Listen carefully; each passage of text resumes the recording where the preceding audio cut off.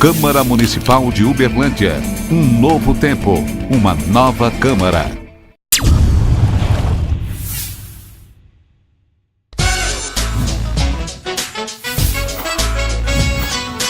Programa Escola do Legislativo.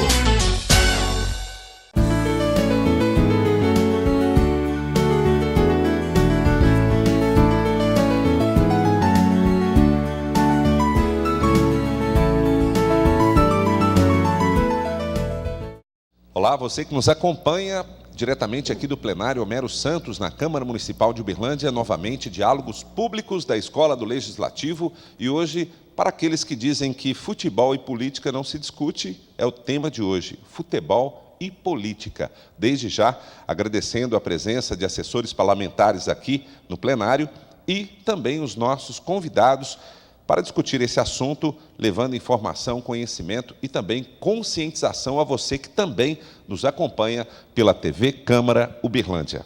Aqui ao meu lado esquerdo, gostaria de apresentar a professora Jane de Fátima Silva Rodrigues, que é doutora em História Social, professora da Faculdade Pitágoras e assessora parlamentar. Muito obrigado pela presença, professora. Bom, e você que nos acompanha em casa vai saber um pouco mais sobre a vinculação que existe entre futebol e política. E, para complementar e trazer conhecimento aqui para nós, de grande valia, a presença aqui do professor Adalberto de Paula Paranhos, que é mestre em Ciência Política, doutor em História Social e professor da Faculdade de Ciências Sociais da Universidade Federal de Uberlândia. Bom, o tema central, então, política e futebol, futebol e política.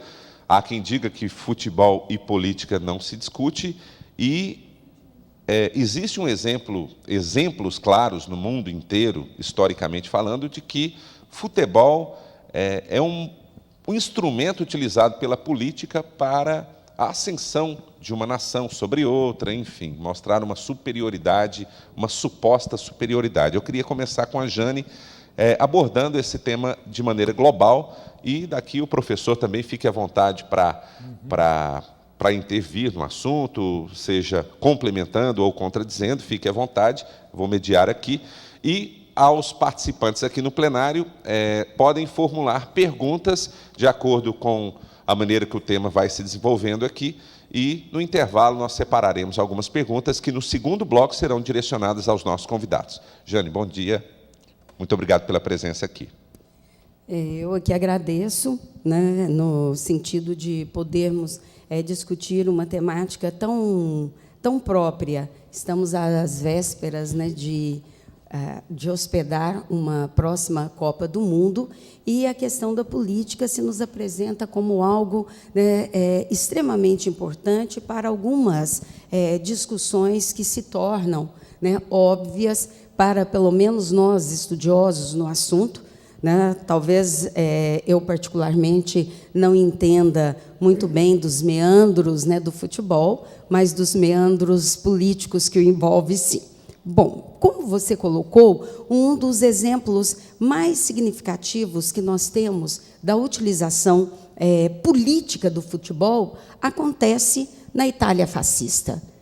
Mussolini, ele simplesmente, né, convoca a seleção em 1934 e, numa célebre frase, ele diz: é vencer ou morrer. E isto ficou extremamente emblemático, né, no mundo do futebol, particularmente, mas, sobretudo, né, a primeira explicitação do uso político, né, do futebol. Se dá ali naquele momento em que Mussolini precisava se elevar, né, como ditador na Europa, e ele vai exatamente, né, buscar naquilo que seria a identidade da nação italiana, o futebol, né, e aliar, né, o seu governo à seleção que, por incrível que pareça, né, sem os méritos necessários, naquele momento, ela leva, né, o título para casa. Então, este é um dos casos, né, mais emblemáticos, e nós teremos outros ao longo da história, não só, né, da Europa, como também no Brasil. Inclusive, a Alemanha, né, com Hitler, durante sim, a Primeira e Segunda né? Guerra, utilizando o futebol para mostrar a superioridade da raça ariana, e não se deu muito bem, né? Olha, em termos momentâneos, né, Hitler consegue realmente, né, mostrar, né, ao mundo que a raça ariana também, né, formaria uma equipe de primeira, né? Ele não pôde assistir o que acontece, né, pós-Segunda Guerra Mundial, quando, né, os afrodescendentes em vários países do mundo acabam, né, de uma certa forma, monopolizando esse poderio, né, de que somente os homens brancos, olhos azuis, né, a raça europeia, teria as qualificações necessárias para, né, o esporte bretão. Né, nós não podemos esquecer, e aí eu já passo a palavra para o professor Adalberto, né, que o futebol, como um esporte bretão, ele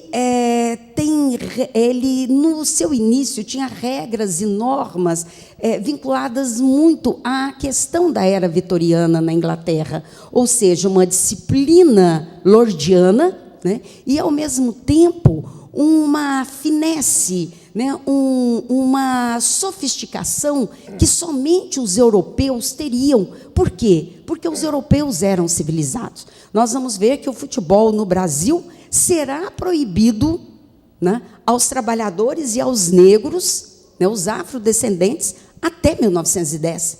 Eles não participavam, excepcionalmente nas várzeas, né, do Rio, São Paulo, né, e eles eram punidos, né, se a polícia dos costumes, né, os pegassem jogando a bola, né, dada essa característica, né, do esporte bretão. Professor, historicamente, futebol e política se misturam. Sim. Disse normalmente, como você frisou, Fernando, que futebol e política não se discutem. Ora, tudo se discute, inclusive futebol e política.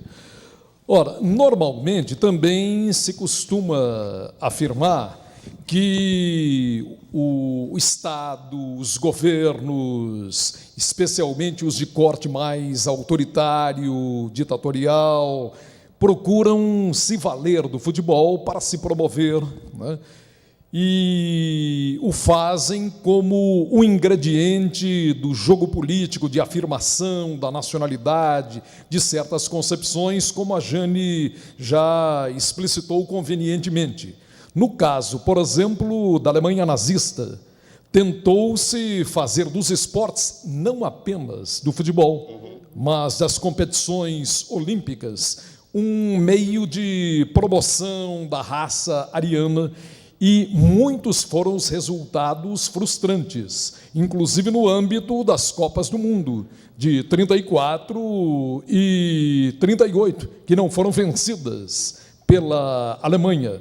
Ela só viria conquistar o seu primeiro título depois de Hitler estar morto, escafedendo-se já, em 1954, ao sobrepujar a Hungria.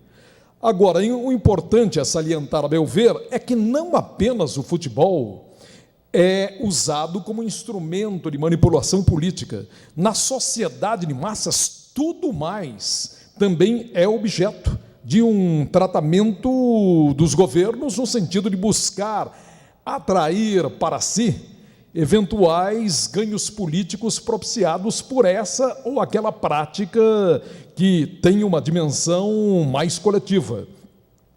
No caso específico do futebol, esse foi um recurso de que os governos procuraram, de fato, se valer constantemente.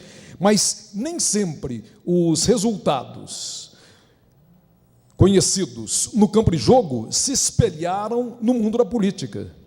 Ora, muitas vezes, e podemos ver isso posteriormente aqui no Brasil, né, uma vitória num campeonato mundial não deu em absoluto, né, sustentação política para esse ou aquele governo.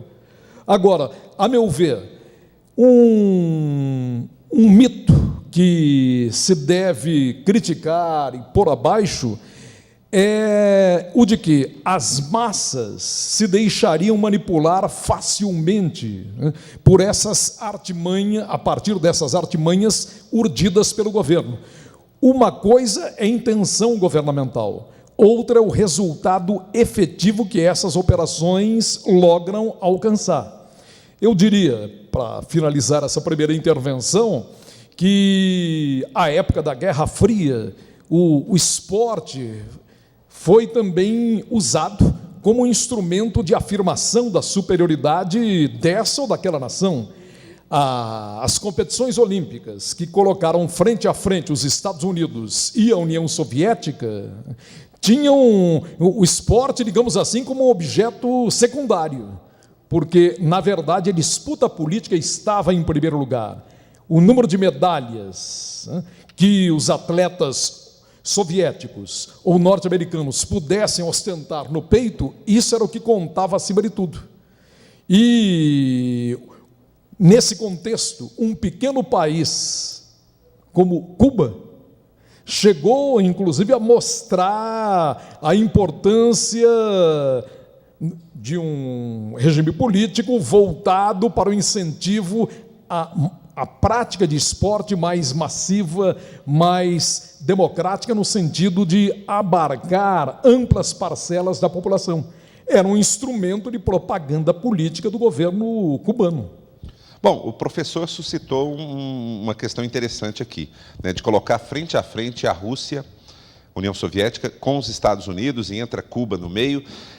Da mesma forma que Hitler, a gente falando aqui da Alemanha, ele tentou utilizar do futebol para se valer, para se mostrar a superioridade da raça ariana, e se deu mal, né, dizendo assim, tratando-se da Copa lá de 34 e 38, mas, ao mesmo tempo, também o esporte ele serviu para unir as nações e mostrar a potencialidade de nações até então escondidas. Pode-se levar por esse lado também? Sim, se nós pensarmos numa análise mais imediata, eu acredito, Fernando, que o seu raciocínio está correto, né? É claro também que no grande material que nós estudamos e pesquisamos e temos perseguido aí ao longo pelo menos do século XX, que o nosso saudoso historiador Eric Hobsbawm diz, né, que era o breve século XX, ele vai dizer, né, que o esporte, seja ele, né, de qualquer modalidade, ele foi o fio condutor da criação do nacionalismo, né, professor Adalberto? Isso aí, Eric Hobsbawm, né, deixa claramente, né, que o que conduz o nacionalismo durante boa parte do século XX é o esporte, seja ele na modalidade que, né, cada país tenha a sua maior propensão. Então, nós já temos algo que é extremamente importante. Se nós colocarmos a questão do nacionalismo, né, no Brasil, nós vamos ver que esse trunfo foi utilizado por Getúlio Vargas. Veja bem, em 30 ele não é eleito, né? Getúlio ele assume o poder depois de um golpe, né, e fica no poder até 1945. E ele vai buscar exatamente, né, em algo que pudesse unificar todos os brasileiros em torno de uma causa. E ele vai encontrar isto onde? No futebol.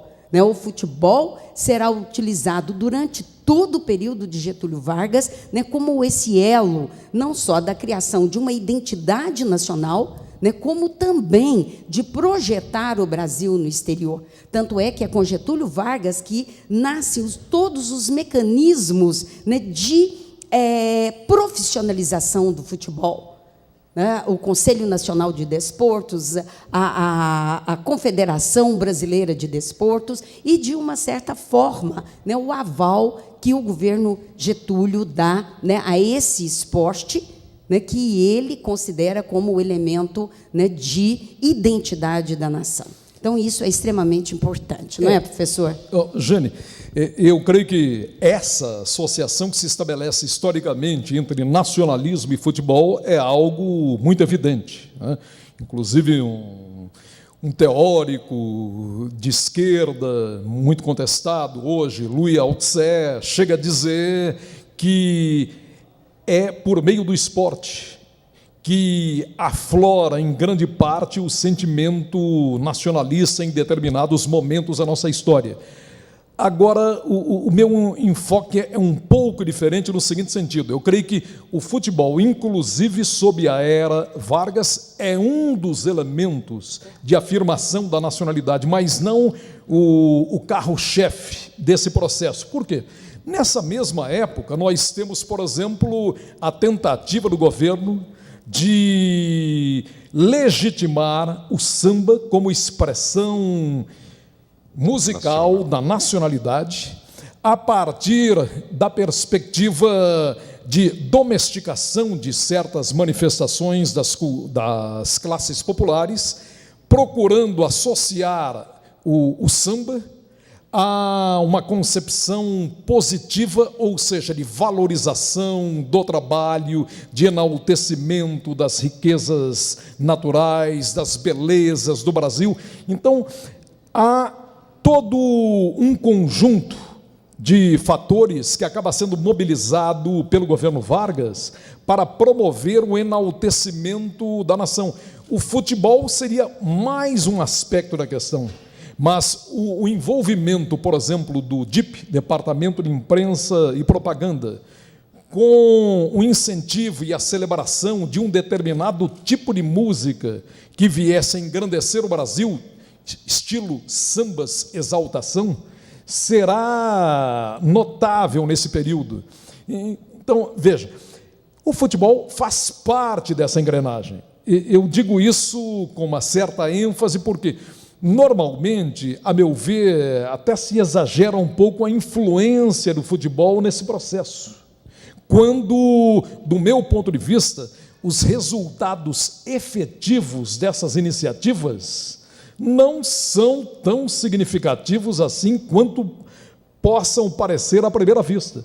Se nós tentarmos verificar, repito, aquilo que já disse agora há pouco, o que foi a tentativa implementada por certos governos ao associar futebol e política e os resultados colhidos na prática política brasileira, verificaremos que se cava, por vezes, uma distância muito grande entre uma coisa e outra. Para me limitar aqui a um exemplo, o Brasil, dando show de bola, né, foi bicampeão do mundo, no Chile, em 1962, né, a festa verde-amarela varreu o país de norte a sul, leste a oeste, com cânticos de exaltação à seleção brasileira, à pátria e tudo mais, mas nada disso impediu que, menos de 2 anos depois, o governo João Goulart caísse por terra. Por quê? Porque eu acho que são lógicas um tanto quanto distintas. Essa associação que frequentemente se estabelece entre futebol e política não é tão estreita.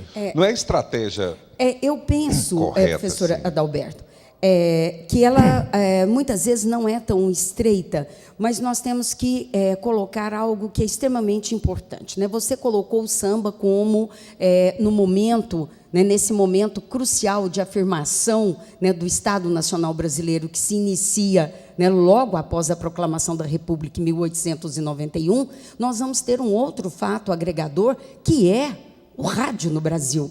Então, 2 coisas serão fundamentais para o rádio no Brasil. Primeiro, né, a questão da música popular brasileira, o samba, e as transmissões de futebol. Nós não podemos esquecer, em momento algum, né, que as transmissões de futebol, né, nesse momento, né, a partir de Getúlio, ela será extremamente incentivada como uma hora sagrada, né, do povo brasileiro, juntamente com, né, essa identidade da musicalidade, né, colocada no samba. E depois, eu acho que no segundo bloco, nós podemos dizer, eu acho que nós podemos discutir mais um pouco sobre essa questão da nacionalidade, né, quando nós viermos para, por exemplo, quando o Brasil vai sediar a Copa de 50.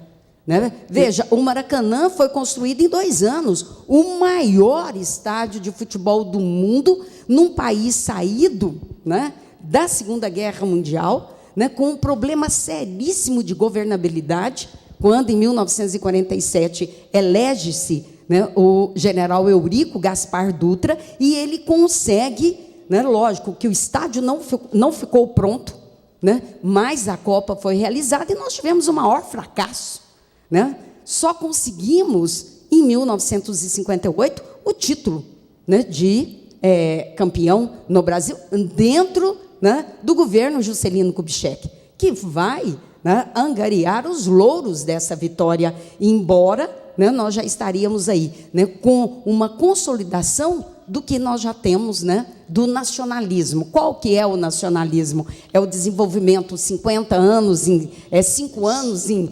50, 50 né? anos em 5. 50 anos em 5. Então é muito interessante como essa lógica se dá, né, em diferentes contextos políticos. Bom, a gente pode começar o segundo bloco, eu vou puxar aqui o intervalo, falando sobre esse nacionalismo. Vamos refletir um pouco aqui no intervalo, que se esse nacionalismo, esse patriotismo eufemista, né, seria a estratégia ideal, né, de utilizar o futebol e a música como samba para se criar uma identidade nacional, né? Bom, quem vai discutir são vocês, são historiadores e estudiosos do assunto, e eu aqui como mediador, uma honra participar desse programa. E você que nos acompanha pela TV Câmara Uberlândia, não saia daí, não mude de canal, esse assunto ainda vai prolongar por um bom tempo, ainda temos 2 blocos pela frente, ainda inclusive com perguntas dos participantes aqui no plenário. Nós voltamos já já. Programa Escola do Legislativo. Conheça a Câmara Municipal de Uberlândia.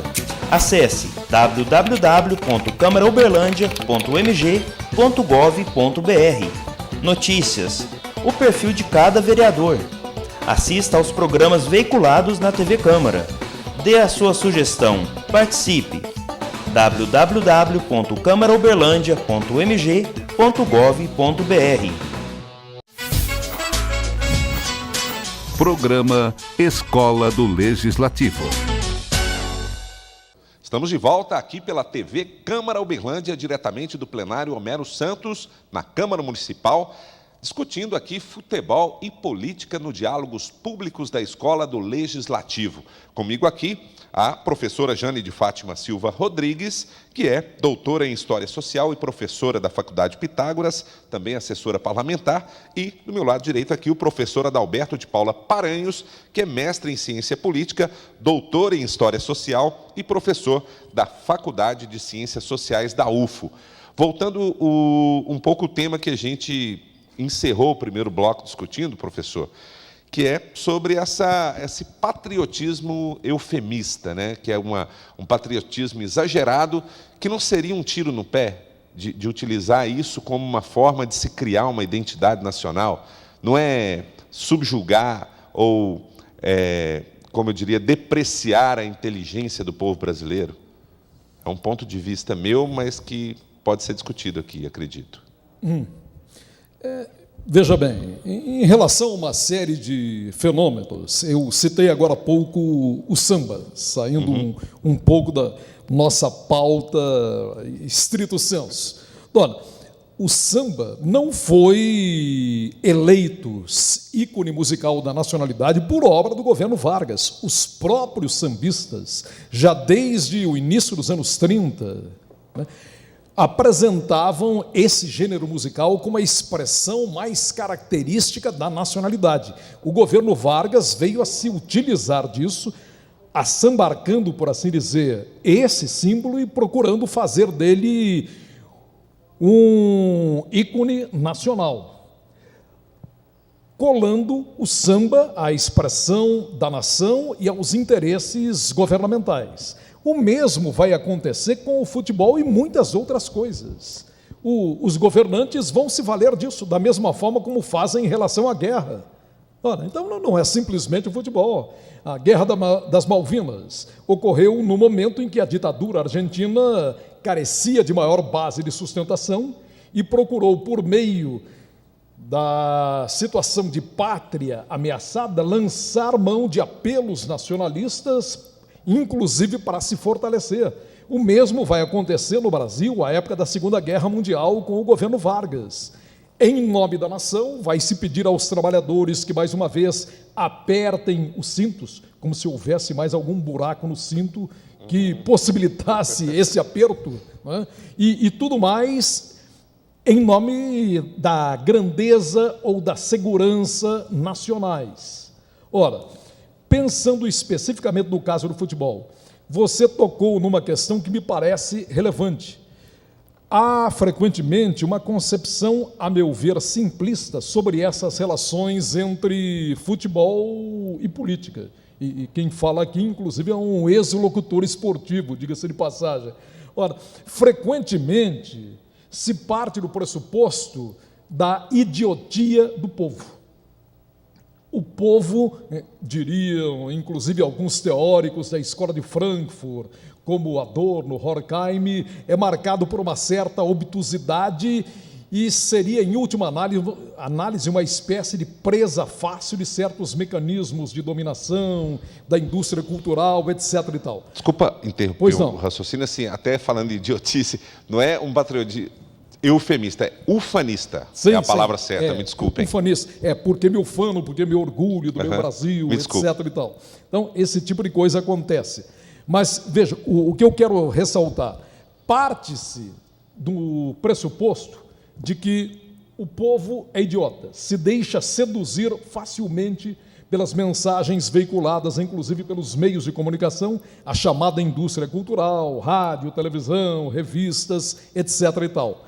Bastaria destilar algumas doses adequadas de demagogia, e, no caso, estabelecendo-se associação entre futebol e política, para que as classes populares, como uma espécie de donzela indefesa, se atirassem nos braços dos governantes. A coisa não é bem assim, porque em diferentes momentos as manifestações populares deixaram claro que não se pode estabelecer uma associação direta entre futebol e política. Eu dei o exemplo do que aconteceu à época do governo João Goulart. Mas, avançando um pouco mais, sem entrar em muitos detalhes em função das nossas limitações de tempo, eu me lembro do que ocorreu no Brasil em 1993, a época em que tentávamos assegurar a nossa classificação para a Copa do Mundo a ser disputada nos Estados Unidos. Mesmo em alguns casos, com a seleção brasileira vencendo, tal como ocorreu no confronto decisivo contra o Equador, a massa continuava a vaiar a seleção, indo de encontro, ou seja, contra os apelos formulados pela CBF, pelos dirigentes esportivos que procuraram selar acordos com chefes de torcida uniformizada, com equipes de esporte, de rádio e televisão, tudo em nome da pátria de chuteiras, que nós deveríamos calçar em favor do engrandecimento do Brasil e da pátria ameaçada diante da iminente possibilidade de desclassificação. Apelava-se para que não houvesse mais vaias, apupos que acompanhavam toda a trajetória da seleção brasileira na disputa da classificação para a Copa do Mundo de 94. A massa não se deixou dobrar, exigia um futebol arte e não aquele futebol tacanho, pobre, com pouca inspiração técnica da equipe conduzida por Parreira e Zagallo. Explodiam frequentemente em vários estádios, nas Alagoas, no Morumbi, os gritos de olê, olê, olê, telê, telê, telê.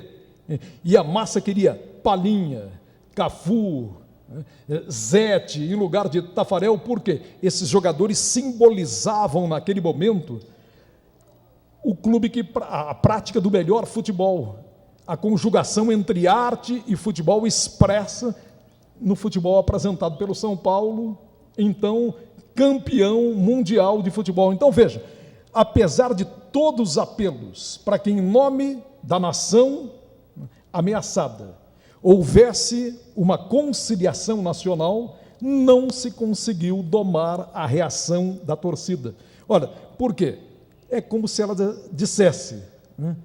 A gente não quer só comida, quer diversão e arte, ou, por outras palavras, transpondo isso para o campo esportivo, a gente não quer só futebol de resultados, quer também futebol arte. Por quê? Porque o brasileiro, né, futebolisticamente falando, em termos gerais, tem uma formação educacional considerável. Aprendeu a admirar o futebol arte da era de Pelé, ou recuando no tempo de Frederich, etc. e tal. Então, se nem no âmbito estritamente esportivo se consegue obter o pleno controle do comportamento das massas, imagine quando se extrapola isso para o âmbito político. As massas não são aquele ente composto de um conjunto de idiotas e imbecis, como frequentemente se imagina. Se imagina. Ele citando aqui o Pelé, é interessante a gente destacar a década de 70, né? Aquela campanha de 70 do Médici, enfim. O interessante, né, que nós passaríamos aqui, né, horas discutindo, né, sobre esses meandros da política e do futebol. Claro que entra uma série de outros componentes, né, que estaria ligado a essa criação do nacionalismo. Vamos pensar na construção do Maracanã, né, 2 anos de construção do maior estádio do mundo. Então, nós estamos, né, em pleno governo de Juscelino Kubitschek, né, bancando, né, um dos maiores estádios, né, do mundo, e o campeonato vem em 1958. Mas qual vai ser o mote, né, utilizado por Juscelino? Eu não sei se ele realmente acreditava que nós traríamos, né, que nós conseguiríamos, naquele momento, né, o campeonato, né, ganharmos o campeonato. Mas, imediatamente, ele associou o campeonato à construção de Brasília. Né? A construção de Brasília foi, de uma certa forma, maciçamente rejeitada, né, por grande parte dos segmentos da sociedade. Isso em decorrência do investimento de se construir uma nova capital, né, para o Brasil. E, nesse momento, ele associa a vitória, né, o espírito, né, brasiliense, o espírito do brasileiro, que, ao trazer a Copa, também, né, iria transferir, né, para dar um outro ritmo àquilo que ele vai chamar, né, de brasilidade. Então, realmente, né, a forma como os governos vão se apropriar, né, dessas questões. E falando, por exemplo, do Médici, né, tem um episódio extremamente interessante, porque quando o Brasil vai disputar a Copa no México, nós estamos, né, nos anos de chumbo. Não podemos esquecer que, né, Médici, ele, né, trouxe uma linha dura para, né, a ditadura militar. E quando houve a escalação do time, na época, né, era o... Me ajude... É o Saldanha, um comunista, né, um comunista declarado, João Saldanha, e Médici, né, simplesmente ficou extremamente preocupado, né, com o Saldanha angariar uma possível vitória, né, para o Brasil. E ele simplesmente fez uma inferência de acordo, né, com as notas de bastidores que, ao longo dos tempos, historiadores, sociólogos foram colhendo, né, e que hoje nós podemos desfrutar, né, dessas pesquisas. Né, Médici simplesmente mandou um recado para o João Saldanha, pedindo para que se colocasse Dario, né, do Atlético Clube. E Saldanha ficou possesso, né, disse: olha, eu não interfiro no ministério dele, na minha seleção mando eu. Imediatamente, João Saldanha foi exonerado, né, e Zagallo foi chamado para, né, liderar a competição em 1970. Né, então, isso realmente é um marco, né, naquele momento, né, do recrudescimento do governo militar, né? Mas, ao mesmo tempo, né, com ares extremamente democráticos. Inclusive, Médici, ao receber, né, a seleção, né, escorreu lágrimas pelos seus olhos, né, e à época, né, como foi acenado agora há poucos dias, né, e cada jogador da seleção ganhou 20 mil cruzeiros, que deve ficar entre 20 mil reais hoje. E a seleção, ao passar por São Paulo, à época era prefeito, né, Jânio Quadros, ainda deu um Fusca, que também era o símbolo da nacionalidade. Maluf. Né? Maluf, né? Maluf era prefeito de São Paulo. Olha, o outro símbolo da nacionalidade brasileira. Então, nós temos aí uma confluência, né, extremamente interessante. Por isso, eu concordo perfeitamente com o professor Adalberto, que nós não podemos, né, generalizar e dizer que o futebol, né, ele foi a grande tônica, né, do nacionalismo brasileiro, mas em alguns momentos ele vai ser incorporado, né? E também acredito, professor, que a massa, que até então era tida como ignorante, né, vamos pensar assim, uma massa ignorante, ela já não vai mais, né, de uma certa forma, ufanisticamente, né, dizer sim. Né, nós vimos que, né, a partir, né, sobretudo, desse grande intervalo que o Brasil fica, né, sem ganhar nenhuma Copa, né, de 62, né, até 94 nos Estados Unidos. 70. Né, 70, até 94. Isso, 70, 94, nós teremos uma exportação maciça, né, de jogadores brasileiros com o processo da globalização. Então, é um outro fenômeno que atinge o Brasil a partir dos anos de 1990. Né? Os nossos jogadores também, né, foram chamados por essa onda neoliberal, né, e grande parte deles, né, professor, foram, né, fazer o futebol arte nos campos europeus, o que nós perdemos em muito, né, da qualidade, né, do futebol no Brasil até então. Agora, eu queria dizer algumas palavras sobre essa relação entre o governo Garrastazu Médici e o futebol. Né? Vivíamos, à época, um período caracterizado como de terrorismo do Estado. Né?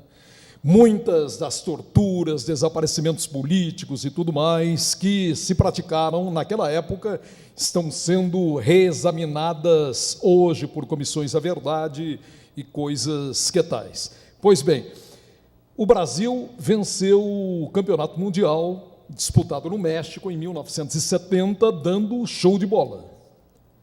Dizia-se, ninguém segura o Brasil. Agora, ninguém segura o Brasil, entenda-se, seleção brasileira de futebol. Graças a um esquema muito ardiloso, arquitetado pelas agências de publicidade governamental, né? O que se verificou? O governo procurou promover um certo deslocamento desse slogan, afirmando que ninguém segura o Brasil, país. Não era isso o que se proclamava antes. Exaltava-se a seleção brasileira de futebol e não propriamente o país. Vivia-se a época do milagre econômico, que, grosso modo, se estendeu de 68 a 73. Foi a época em que, seguindo as pegadas do Love It or Leave It dos Estados Unidos, se dizia aqui também, ame-o ou deixe-o, né, como instrumento de exaltação nacionalista.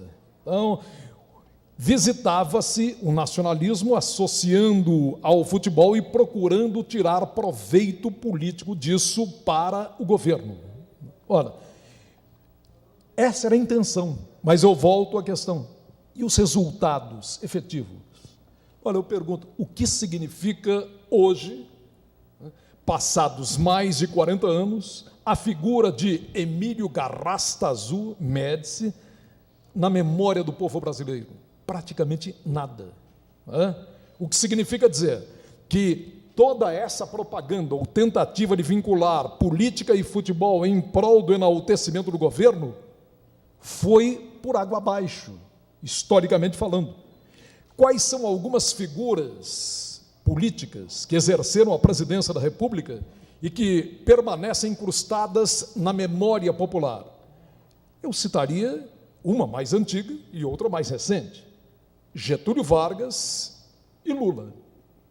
Ora, qualquer que seja a avaliação que se faça a respeito dessas duas personalidades políticas, eu diria o seguinte: Vargas ficou na memória popular não em função de manipulações no âmbito da cultura, da música popular, do futebol, mas porque, sob o governo dele, foram atendidos alguns interesses mais ou menos imediatos da classe trabalhadora, materializados na legislação trabalhista. Veja, eu não estou querendo nem de longe embarcar na mitologia que apresenta o Vargas como tendo sido o doador da legislação trabalhista. Essas leis surgiram, inclusive, em meio a processos de luta, de greves, que foram frequentemente reprimidas pelos governos desde o começo do século até o próprio período Médici, o próprio período Vargas, que foi extremamente repressivo em relação a lideranças políticas de trabalhadores e tudo mais. Agora, de concreto, é que, sob o governo dele, de uma forma ou de outra, pelo bem ou pelo mal, acabaram sendo atendidos alguns interesses concretos dos trabalhadores. E ele é lembrado, acima de tudo, como o pai dos trabalhadores, o pai dos pobres. Ora, mutatis mutandis, ou seja, mudando o que tem que ser mudado, se pensarmos o governo Lula, que eu entendo que seria um candidato imbatível hoje à presidência da República, como demonstram todas as pesquisas, a que se deve a sua glorificação? Ao fato de que, de uma maneira ou de outra, goste-se ou não do que foi a gestão Lula, ela abriu as portas para uma relativa ascensão de uma parcela da população brasileira que estava nas camadas entre as camadas mais baixas da população, nas faixas de miserabilidade. E essa ascensão, o atendimento a certos interesses imediatos também representados pela Minha Casa Minha Vida, Bolsa Família, etc. e tal, tudo isso sim é que conta politicamente. O que significa dizer, numa palavra, o seguinte: se certos governantes não atendem a alguns interesses mínimos que sejam dos setores populares, não adianta tentar manipular o futebol, seja lá o que for, que isso vai dar em nada. E se as massas cultuam determinadas figuras políticas que atenderam em algum grau aos seus interesses, é porque elas também revelam com isso que têm certa consciência do que é que lhes interessa efetivamente e não se deixam arrastar por manipulações fáceis no âmbito dessa ligação entre futebol e política. Bom, e essa é a deixa para que no terceiro bloco a gente entre no tema atual, né, e até mesmo das últimas décadas, de dizer que o futebol pode influenciar em eleições, em resultados eleitorais, e a questão atual. Inclusive, a gente tem aqui uma pergunta já direcionada de um participante, o Fábio Campos, que está aqui conosco, e no terceiro bloco, você que nos acompanha em casa, aguarde rapidinho um breve intervalo e nós voltaremos com essas questões das últimas décadas em relação a resultados de eleições e essa Copa do Mundo de 2014 que acendeu aí o povo brasileiro para determinadas manifestações. Não saia daí, voltamos já. Programa Escola do Legislativo.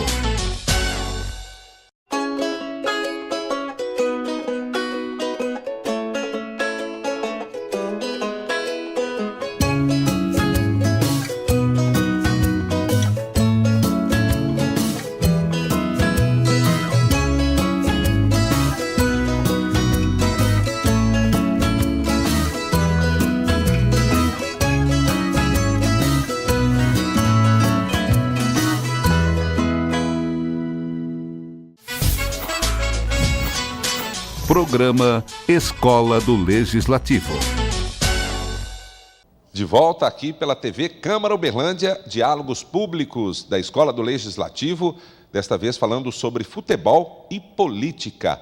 E agora no terceiro bloco aqui com a professora Jane de Fátima Silva Rodrigues e o professor Adalberto de Paula Paranhos. Professora, antes da gente entrar na questão atual, sobre manifestações populares em relação a esse gasto com essa Copa de 2014, voltando um pouquinho aqui na década de 70, a senhora queria fazer alguma colocação em relação ao que foi dito aqui? Quer dizer, concordo com o que o professor Adalberto coloca, né, de que nós não podemos pensar numa massa amorfa, né, que essa massa, ela, né, em que pese ainda sob, né, a anestesia de termos, né, ganho a Copa de 1970, ela também não vai reformular as suas questões em relação a um governo, né, como foi o de Médici, certo? Mas nós não podemos esquecer também que os governos militares até 1979, né, vão na esteira da Copa de 1970. Inclusive, 30 estádios de futebol foram criados de 1972 a 79. Isso é extremamente significativo no Brasil. Isto por quê? Porque as bases do governo militar, né, as bases estavam sendo corroídas. Imensos estádios. Isso, imensos. Né? Então, dizia-se que onde a arena, né, ia mal, abria-se um estádio. Né? Nós não podemos esquecer, né, que Uberlândia também foi construído, né, nesse período, não é isso, professor?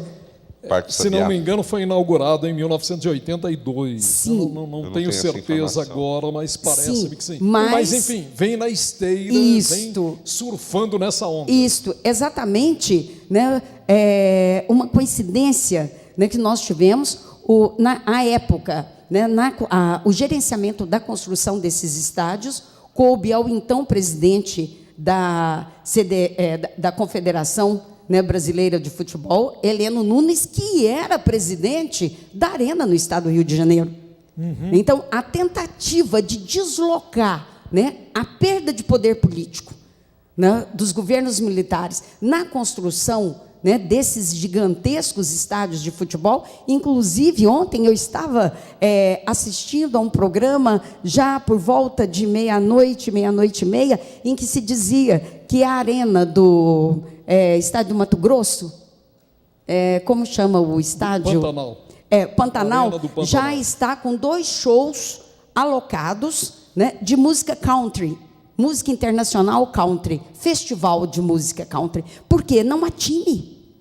Então, esse estádio, ele ficará, né, às moscas.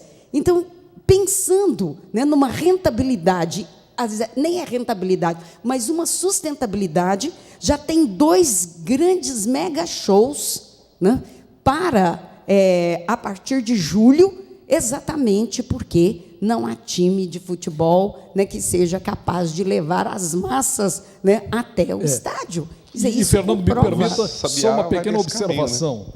Caminho, né? Se nós pensarmos determinadas situações concretas, as coisas se esclarecem mais e melhor, porque frequentemente ficamos às voltas com ideias gerais que não são adequadas para a interpretação da realidade. Bom, o que aconteceu na Copa de 2006, um dos maiores fiascos da seleção brasileira de futebol, a Copa da Alemanha.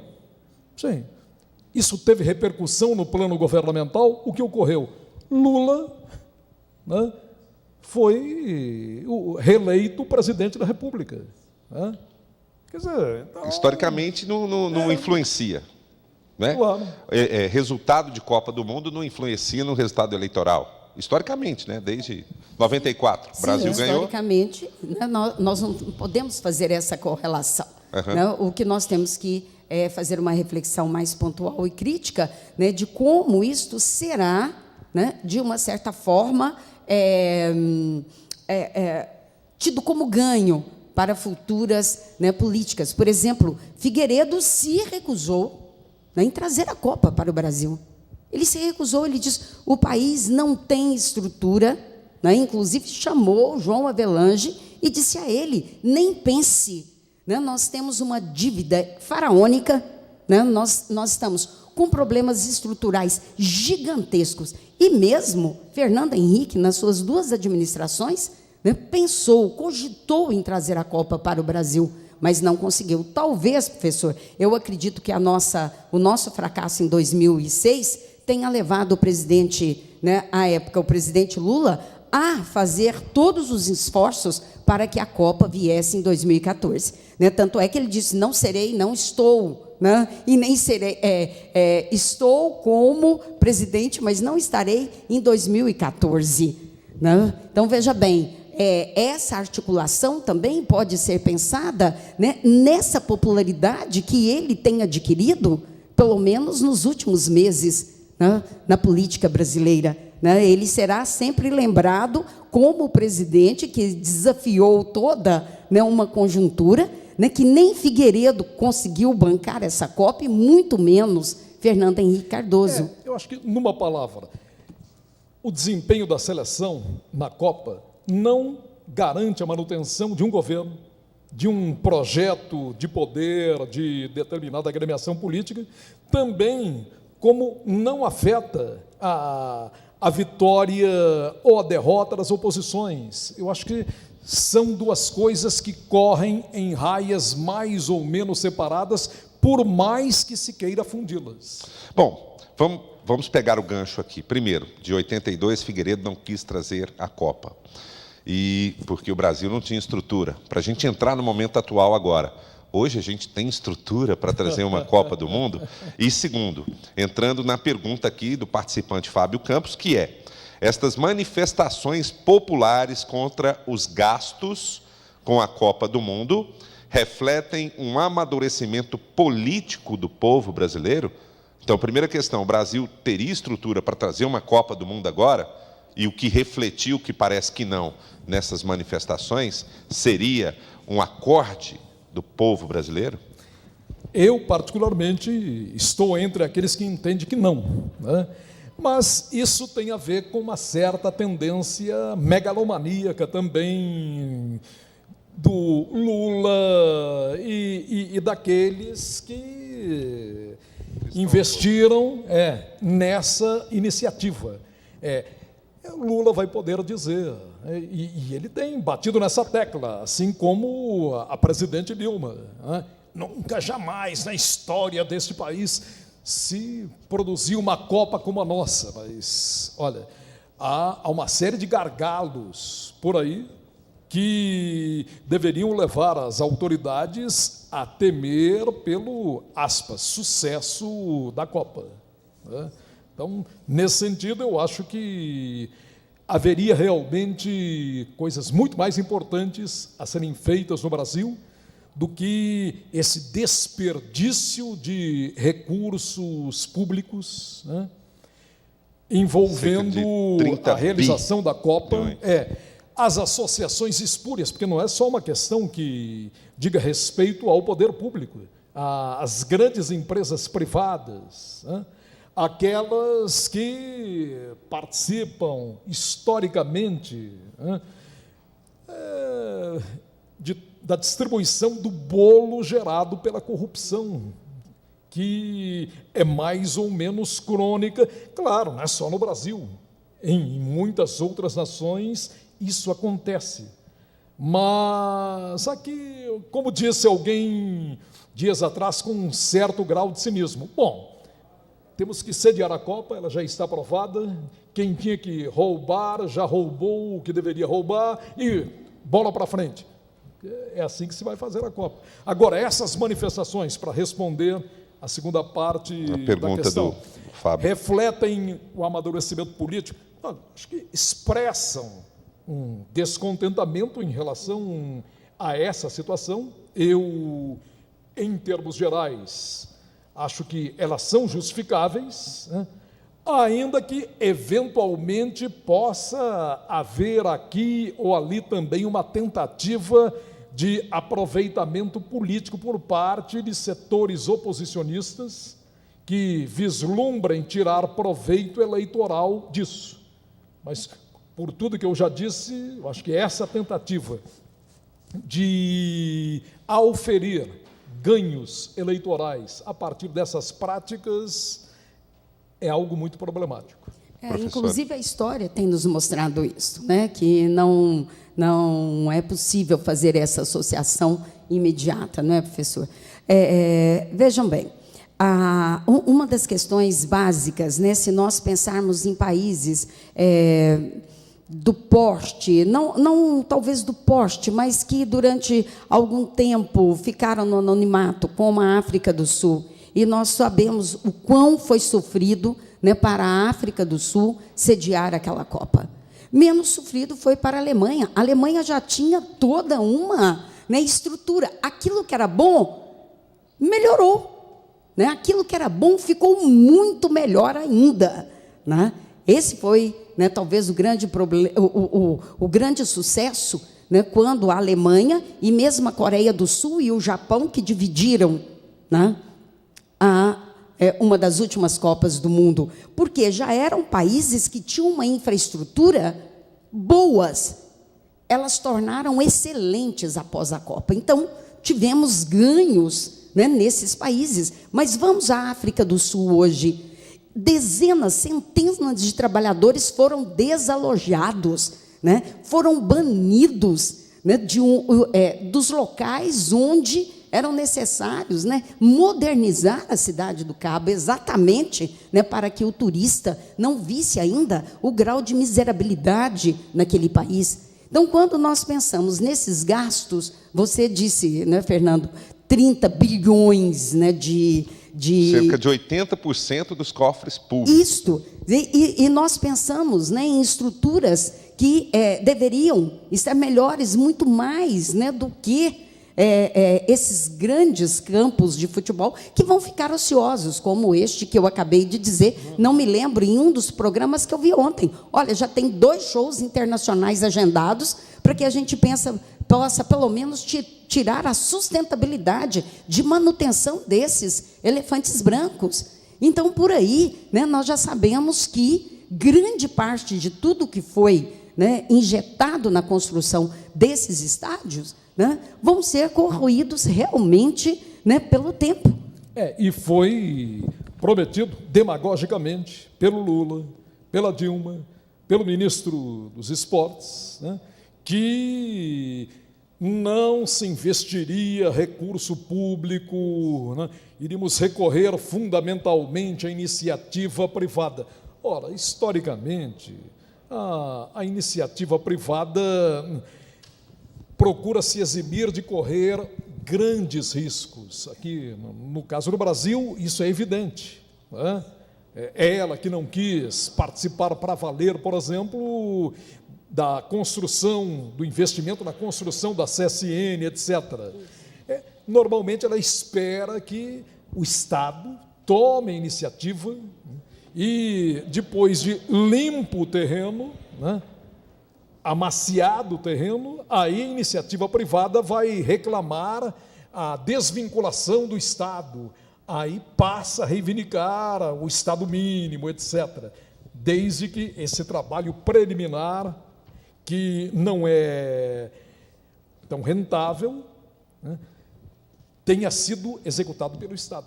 Então, ora, acreditar que as nossas classes empresariais fossem investir para valer na Copa era um conto de carochinha. E isso se revelou algo desastroso. Bom, queria muito agradecer aqui a presença do professor Adalberto de Paula Paranhos, que é mestre em Ciência Política, doutora em História Social e professor da Faculdade de Ciências Sociais da UFO, presente aqui. Muito obrigado pela presença.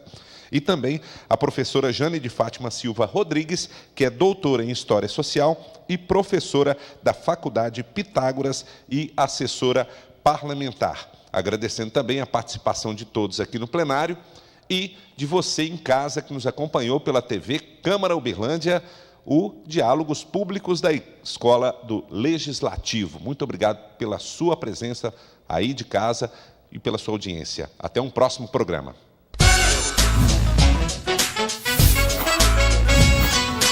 Programa Escola do Legislativo.